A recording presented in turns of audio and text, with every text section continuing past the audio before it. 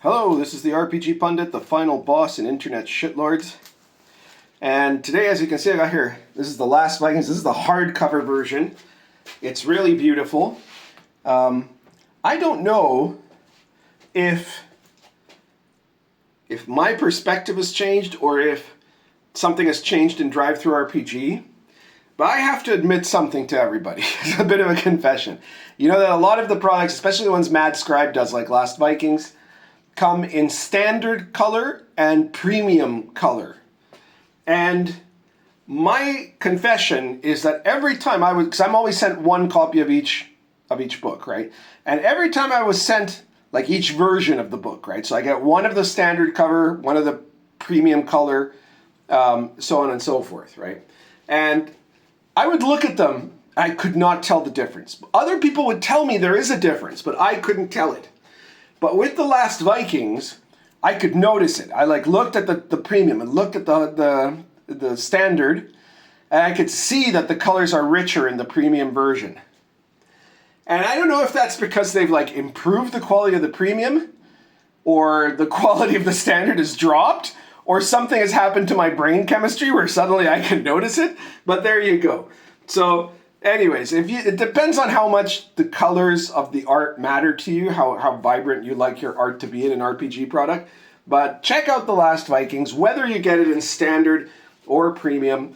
I'm sure you're going to find it really useful if you're interested at all in any kind of Viking campaign.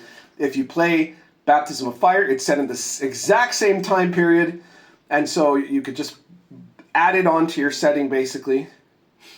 Dark Albion, Cults of Chaos. Cults of Chaos is still one of my favorite books. You can use it to generate in 10 minutes, less. You can generate an entire enemy group with a whole storyline of what they're trying to do and what their ambitions are, what their resources are, what their enemies are, all of those things that you can just plug and play into a sandbox campaign. And there's huge variety. Every time you roll, it's going to be a different sort of cult, right? And finally, the Gonzo Fantasy Companion. This has got a whole collection of similar kind of generators and systems for you to use for, but not for medieval authentic, but for weird fantasy and science fantasy and Gonzo fantasy. And I have to say, if any of you have already bought the Gonzo Fantasy Companion, I just got the other day a notification that the Gonzo Fantasy Companion was given a bad review. Probably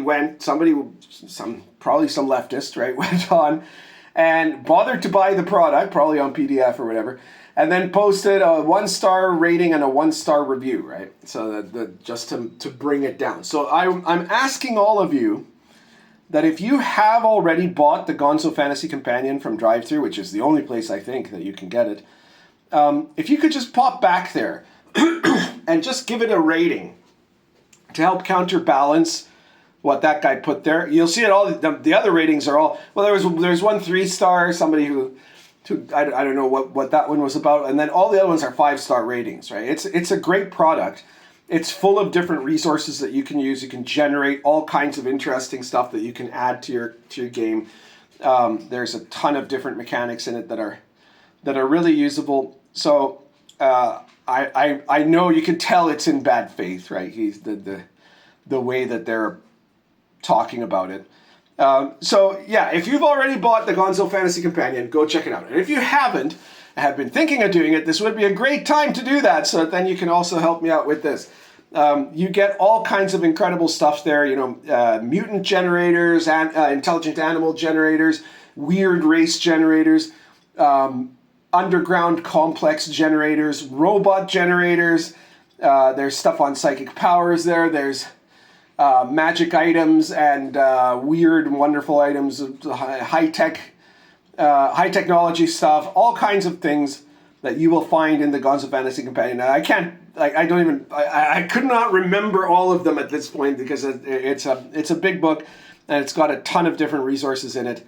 And you're bound to find that, you might not use everything in the book, but you're going to find a lot of stuff there that if you are inclined towards that kind of science fantasy, Gonzo, or weird fantasy sort of style, you're going to find stuff that you like. Okay, so check that out too. All right, getting to the main topic. I know I've already talked about this before in the live stream, but there is kind of it's sort of new news in that. So Critical Role has gone and done something very strange, which was, or something that seems to some people to be very strange, which is that they went and produced their own RPG, Daggerheart, which is a terrible RPG, of course. Sold tons because people bought it sight unseen, right? Like it was a Kickstarter. All the Critical Role fans said, yeah, I'll get everything. I'll get the biggest tier or whatever. So it's clearly sold really well for them. Since that time, there has been precious little evidence that Daggerheart is in any way adequate to be played at all, much less to be like the banner RPG of somebody, of a thing like Critical Role. And so, people were expecting, nevertheless, there's a new season of the Critical Role, I call it the improv show, right? Because it's not scripted exactly, but it's like an improv theater show, so people know kind of generally what the script is, and then they fill it in as they play along. But anyways, in this show, they're making a new season, and one would have expected that they were going to make it Daggerheart. But instead, to everyone's surprise, they announced that the system they're going to use is Dungeons & Dragons 2024, the current edition of Dungeons & Dragons. This immediately led to certain speculation that maybe they had been paid off by Wizards of the Coast. And that's actually pretty serious speculation. It's a pretty serious accusation, I guess you could say. And I at first dismissed this. I said, look, it's really simple. The Daggerheart game is almost unplayable.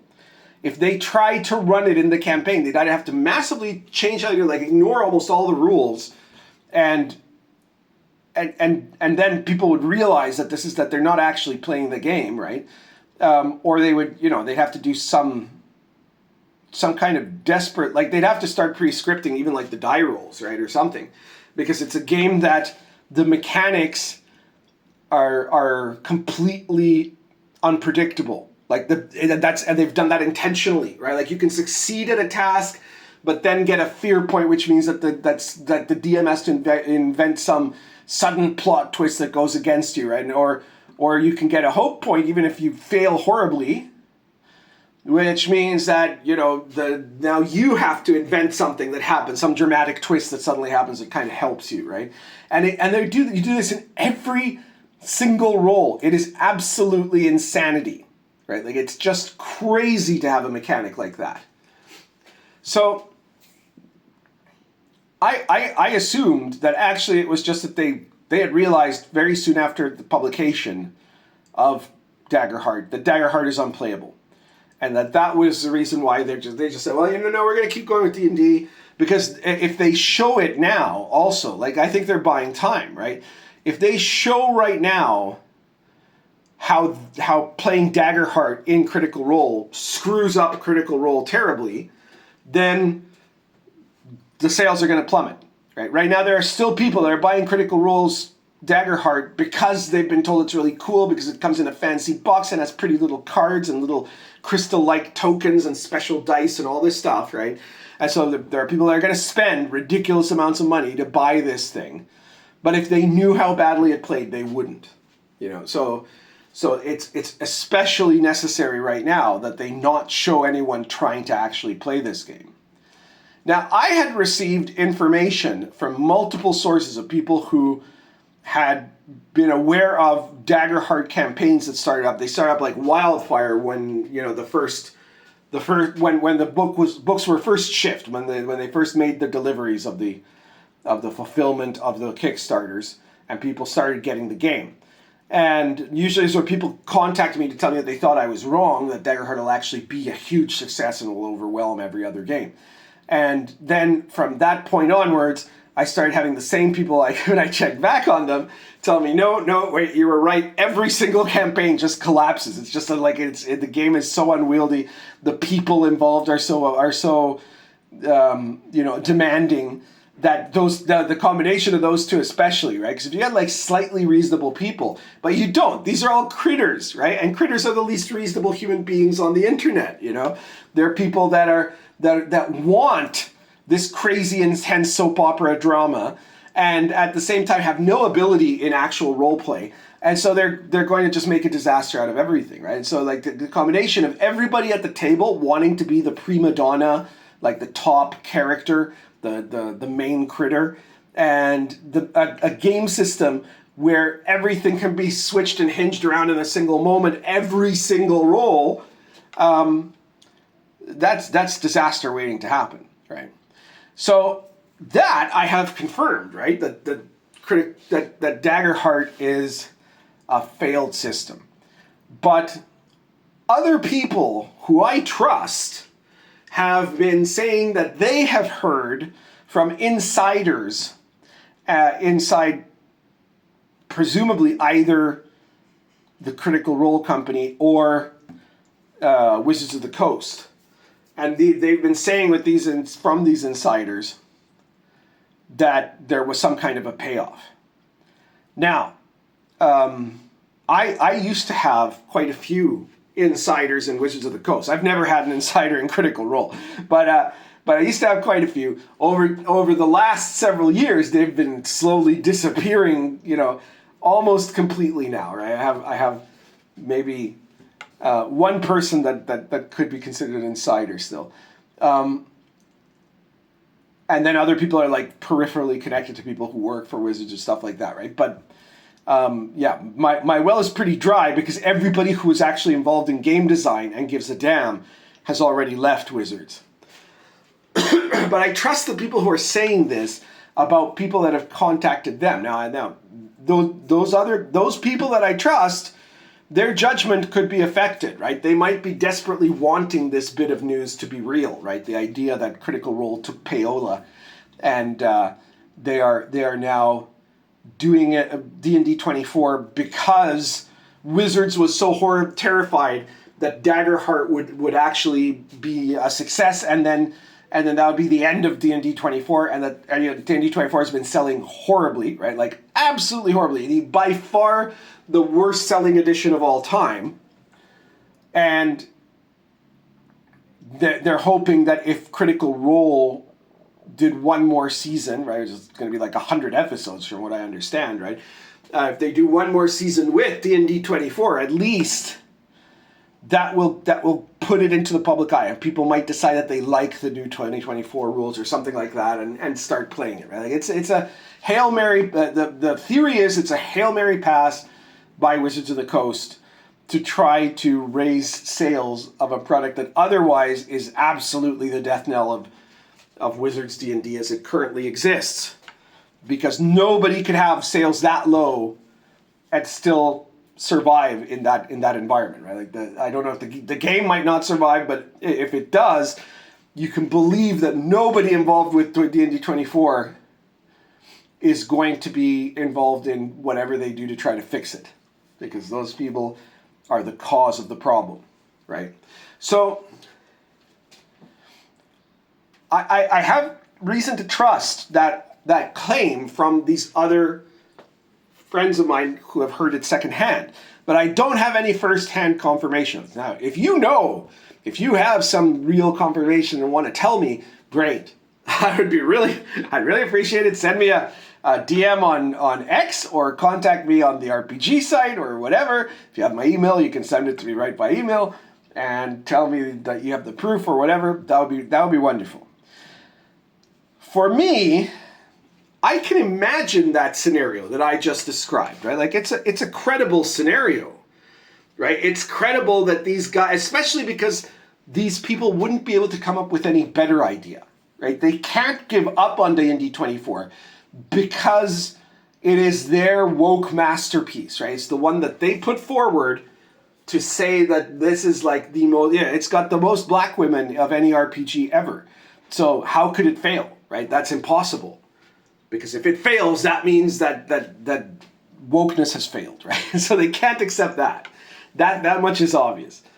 And they have no idea how to make a better game, They have no idea how to make a better product. None of the people there have ever played D&D until the moment, at best, the moment they're hired. I'm betting that about half of them still have never played D&D. They're doing crocheting and they're cooking vegan food, and they're now writing D&D books about how to crochet and do vegan food, right? That has nothing to do with RPGs, right? Like, it's literally that comic, right? It's like, well, what does this have to do with Dungeons and Dragons? Dungeons and Dragons? Like, we don't care about that, right? But they have to care about succeeding, right? And the one thing that all of these hipster wokies know is Critical Role. I mean, to them, that's probably, they see that like on some kind of a gigantic pedestal, vastly beyond their perception of it, is probably vastly above what almost every other gamer feels about it, right? Because unless you're a critter, and remember, most critters did not start as gamers, right? Like, and only about half of critters game nowadays, right? Like people who play who like critical role, 50% of them have never played an RPG and never want to play an RPG. Okay, so those people won't buy D&D anyways. The other half, probably about a half of those people are people that have played and continue to play, and it was before Critical Role. And the other half are people who tried playing D&D because of Critical Role. So 25% and 25%, right? And of that last group, I suspect that only a small number continue playing RPGs, and rather than like people who just tried it once or twice and therefore are listed as people who tried it, right? Because fundamentally, Critical Role is not an RPG. It has nothing to do with RPGs, except that it claims to be people playing an RPG, even though it's not. It's actually an improv drama comedy show where the actors play people pretending to play D&D. So do you get that? They play people pretending to play D&D.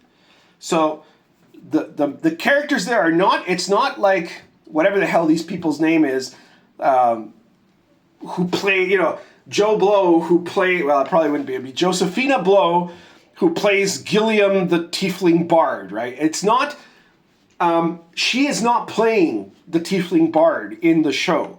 She's playing a dramatized, overly emotive, overly excited version of herself playing the Bard. That's the thing people come to watch.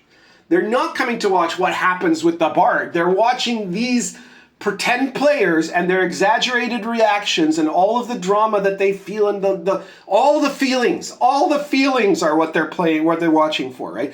So people are watching for that, have no interest in that. Like a tiny group have what people have called the Mercer effect, where they think that they're stupid enough to think, you know, just like some people think that like WWF wrestling is real, right? And think that, you know, like Hulk Hogan was the greatest fighter on earth or something, like, and so they think that that's the real thing, and then they go and, I don't know, they try to imitate it. You know, I know when I was a kid in the 80s, there were kids that are absolutely convinced, no, it's completely real. How can you say it's not real, right? It's stuff like that. But so those people are still, they're not looking to play the game. They're not interested in the game, the world. They're interested in that feeling, that experience that they feel vociferously watching Critical Role, of these players who are having like so many feelings, right? Because this is the most feminized, sissified garbage thing in the world, right? But there are so many millennials that love this shit, right? So that's what's going on, right? That's what those people want. But the Wizards of the Coast, all of the people who are there are like prime candidates for that, right? If you are a vegan cookbook writer, yes, you probably love Critical Role. That's probably the only connection that person had to Dungeons and Dragons before Justice Armin called them up and said, hey, I kind of know you. We met at that party. Do you want to work for Dungeons and Dragons? And you said yes because you were broke. right? Like that's what we're dealing with now at Wizards of the Coast. None of the people, from the highest executive to the lowest mailroom person, there's like 3 people left in the entire department that know anything about RPGs, and none of them are in any position of influence to do anything about it. Okay? This is the apocalypse, right? And they are looking for their last Hail Mary shot, and it's a shot thrown in complete ignorance, because it's not going to work anyways, okay? It's not going to work out for... It's certainly not going to work out for Wizards of the Coast, if any of this is true, right? That's the other part, is that I still have... until I get something firsthand, or serious... Somebody who has presented serious, like, proof, I'm not convinced yet. Yeah, I know that other people, that you and I both, most likely you and I both respect, people like Diversity and Dragons has said this. He said that he has a source, right?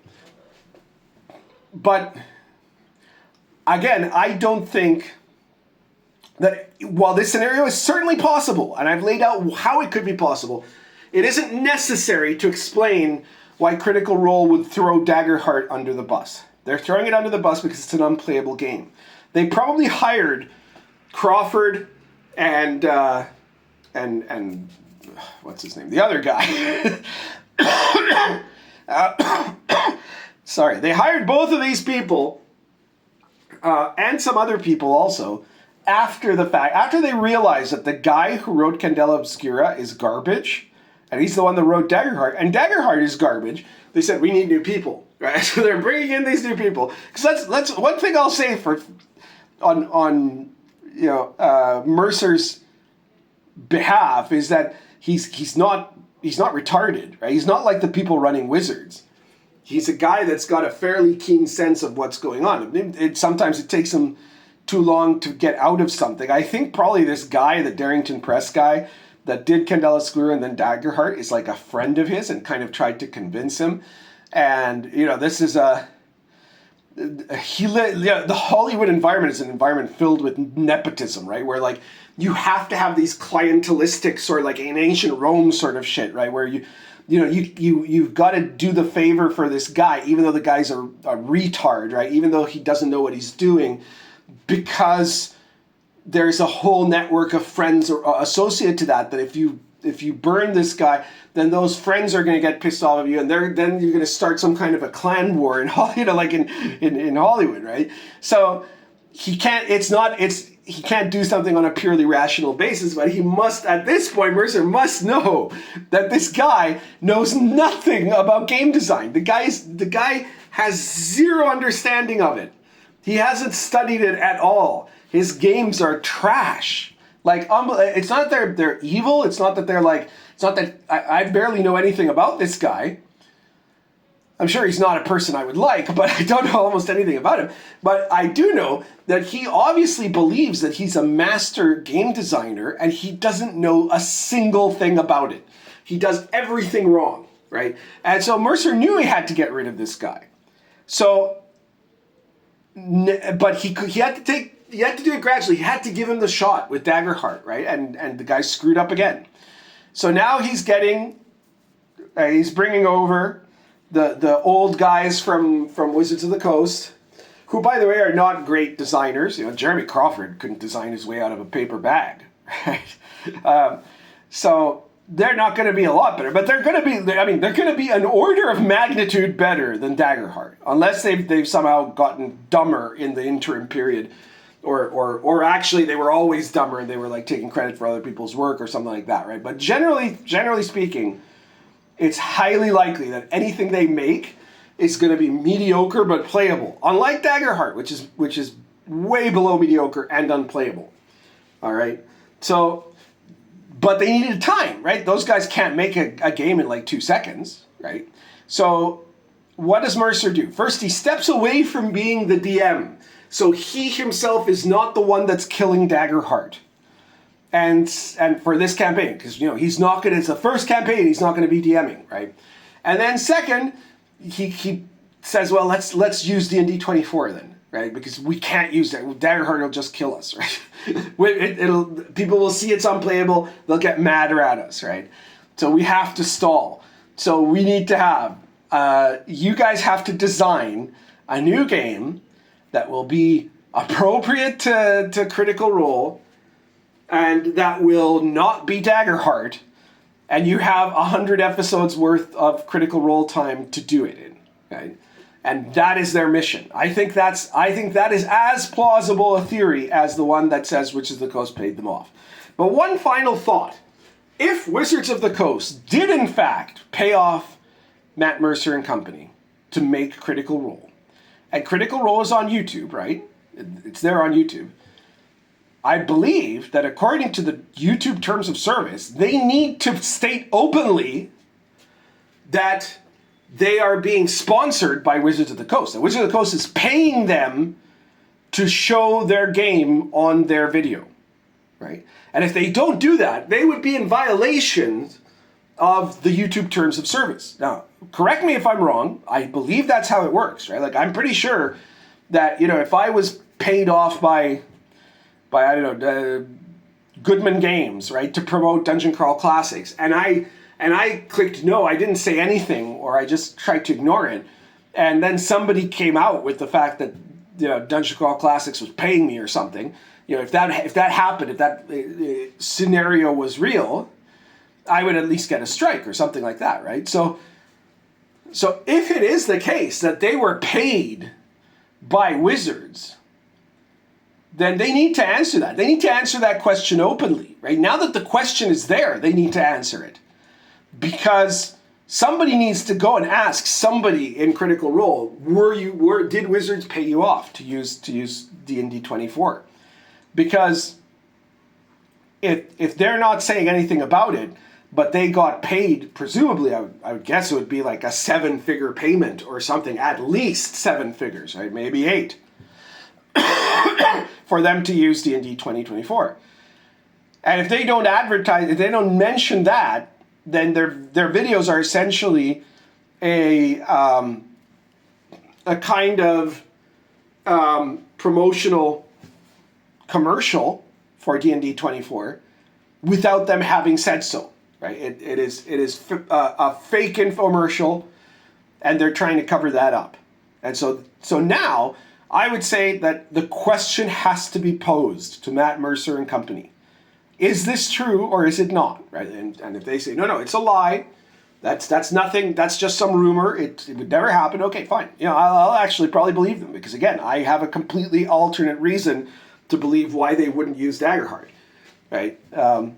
But somebody's got to go and ask these people, were you paid off by Wizards of the Coast to use D&D 24?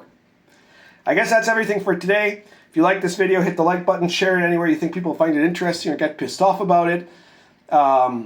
Please subscribe. If you haven't subscribed, check out all my other videos and check out all my products. We've got here a couple of my newer products there, Gonzo Fantasy Companion, Last Vikings. Cults of Chaos is a very old product, but hugely successful and very popular for good reason. Check out also at the Red Room store, the link is in the description below, the latest issue of the Pundit Files. And this is Pundit Files, I think it's 38, which is Monsters of the Mysterious East, which is a collection of about a dozen creatures from Chinese mythology, from medieval Chinese mythology, that I don't think, I'd be really surprised if any of them have, well, maybe the Agui, but every other one I doubt has ever shown up in an OSR or D&D book, and certainly not in its traditional form. So it's a whole collection of new monsters based on Chinese folklore that you can put into any OSR game. Obviously, it's especially useful if you're doing Sword and Caravan, where you could travel to China, but you could use it anywhere, right? It's a monster handbook, and it's just $3.50. And if you don't like that, there's other stuff that is available. There's just did Sci-Fi Locations 2, which is also just $3.50. Every Pundit Files only costs you $3.50. So if you can get $3.50, you can get an issue of the Pundit Files. All right, that's everything for today. Still recovering from my cold, you might notice. Currently smoking Maestro de Paya apple with Argento roots.